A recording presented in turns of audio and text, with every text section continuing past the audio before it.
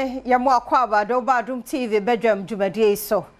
De ade hye dwumadie na se ye kase no ye de nyame asese nenso nkwa hoden ode afam ye. Ensam no do so ne yetodwa mu bi ya wo betini enru anwumre arahosam asi wo ekomok. Eno eye bia bi wo kwame nkroma circle ja tom ho ama ene ne ma wo ho de unhunu bi kura. Ye nim de kofa ba ye nso ye de honsam no ebebro.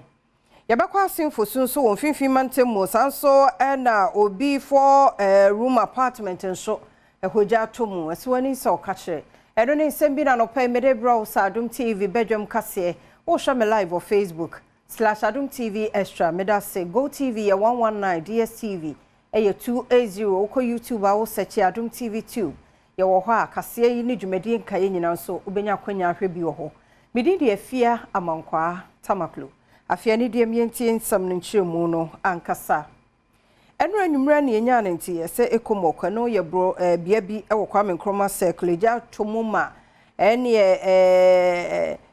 entabodan nom ne ade wo ho de unhunu hwe kura ahye ne dwere be de akofa agya no ba ye manuguso amerika sa ye nhuni dum jampanifo ne aboafo e ben ho sabre no nsama won de tudwa eni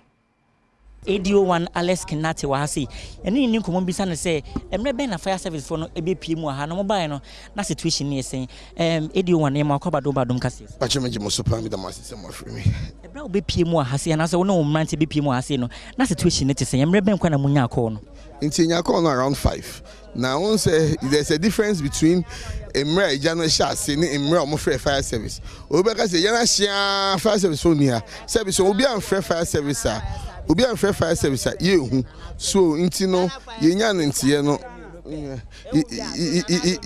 enya ntie no na ye bo modin eba etu ye nan eba na ye team e wo circle bedu ye no na mu se eja no anu ye din nti na iso mo frɛ for reinforcement every makola national headquarters ministries and other stations na on ba ebeboa situation nti say there ya contain fire no from spreading eba na eja no anu ye din na ha nyina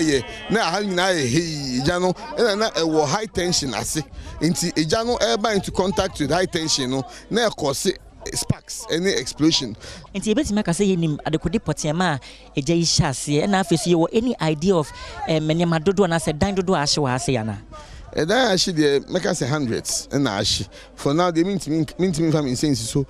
say bia say ni say because ohwa containers be kiosks be ebi wo omudem ebi wo so a omude ye ebi wo so omude tonton nyoma wa ohwa ayara hosam na eja hihie ya akro yi bi nso asie ewo asimfo so won finfin mantemu eno so eye 4 room apartment no so eja ato machine Adom kase etwaso yi ekwa na self contained 4 bedroom self contained house yakwa na mpa eja asum mane a se ma say bibia a room as personal belongings in asset. The section of one of the rooms, 4 bedrooms, one na kitchen washroom na affected a whole man, but the 3 other rooms in there,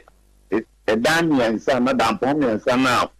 of using the Namina asset. Owe David Tay ene fie ene dia ne Adom kase kasa sanso ene ne ba Veronica Tay a ono so no wo fie ansi gya no eto no so e kire di ohun ye pote de rade selo se rade nka wakoma na o mepe ba bi ma ye ne na because yeni ba bi aye de etito ete se me sradofo a bi a obetumi aboa bia no rade on kana kuma na o medom ye glass nti we see any na inside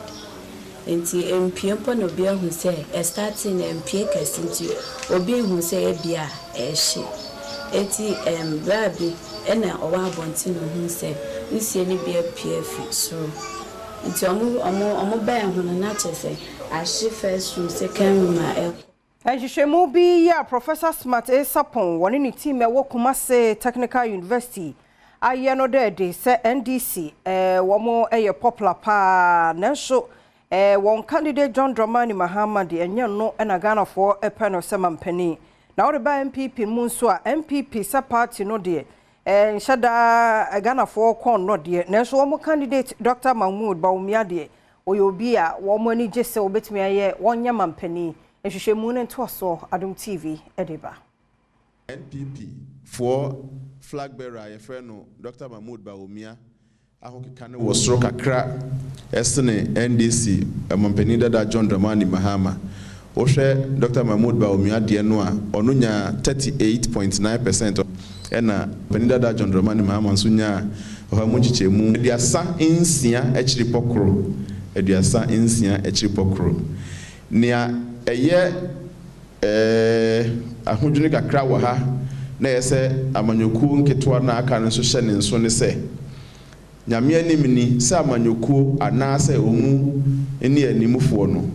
omanfo no nhyeda ehu omahokeka enti omunka osansem ye ho ne ntino ofa konya ne so de futu amanyoku nkuma bia omatwe omuti afia bato yimo sanke be ya wo mo homoden emu obosumu ye na dahura wo mo elbo no omofo ma homoden nyina amen kan fanto jasese kase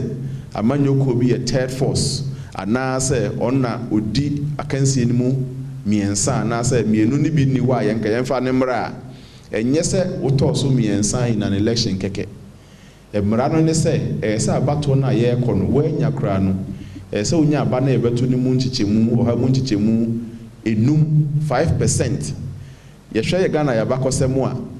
jama openi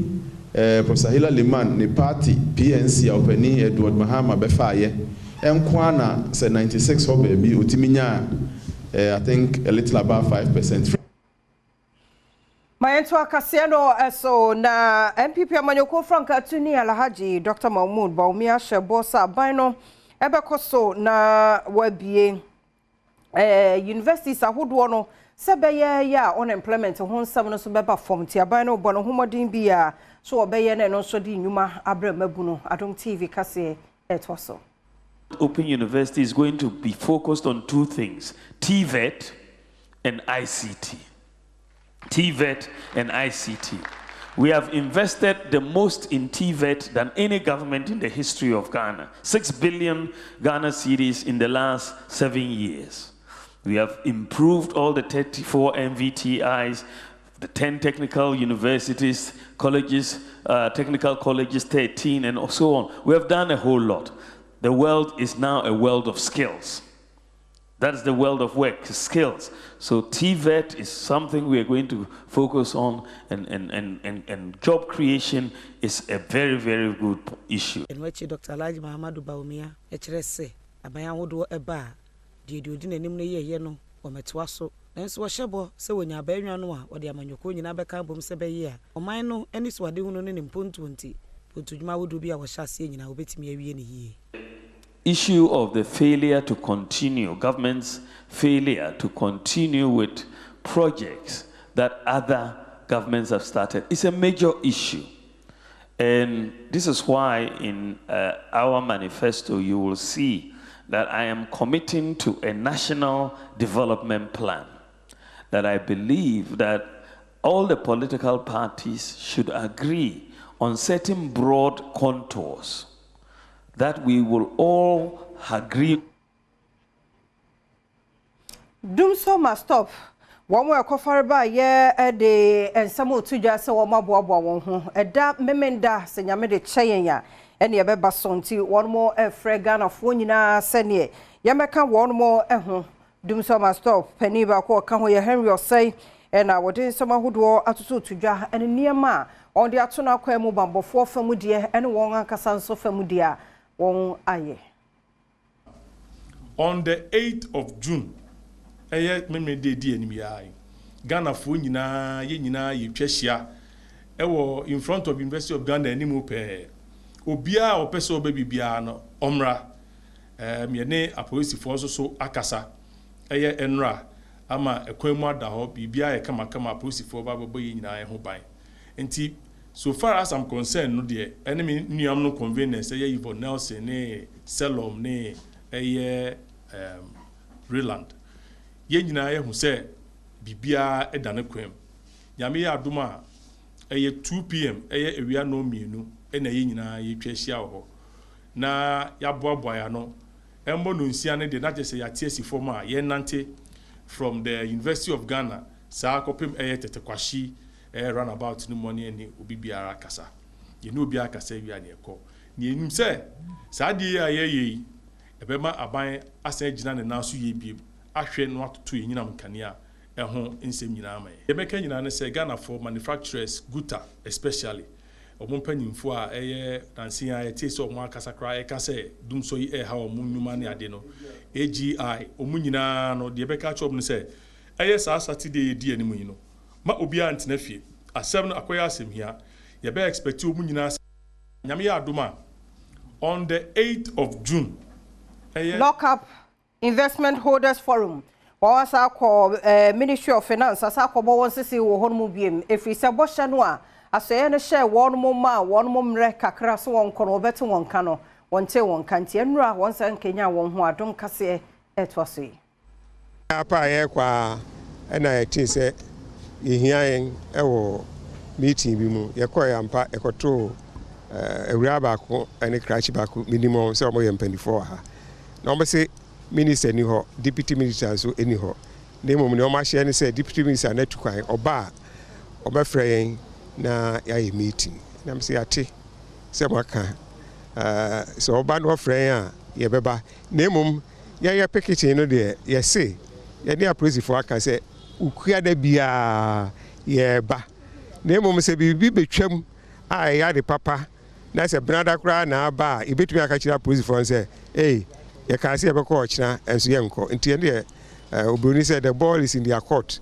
Near more down by frame meeting piano. Yabeba. Space oko clotte eka ekoyi ehu ochira de yemu anka enhyemu bia woni mpanimfo eda so ye no beye no onfanto nkrata so na yensen na ho per se your meetings na say any official minutes must be taken. Whether the minister is there or another deputy or another whoever ye di be share no ye say ye hu ni designations na ye say na ye official na every week say ba ye say ye share omu whoever even say security man was through ye say ye share no then say security man dey transi ni dey need way buno mantam ne mo hwe ne mo say Green Ghana Day no nyame ya doma won manua kra no be 750,000 day on hwe ni mo kwan so obetimi adua Adom TV etwaso region target no 750,000 seedlings e buy you check here seedlings or more obono is over 1 million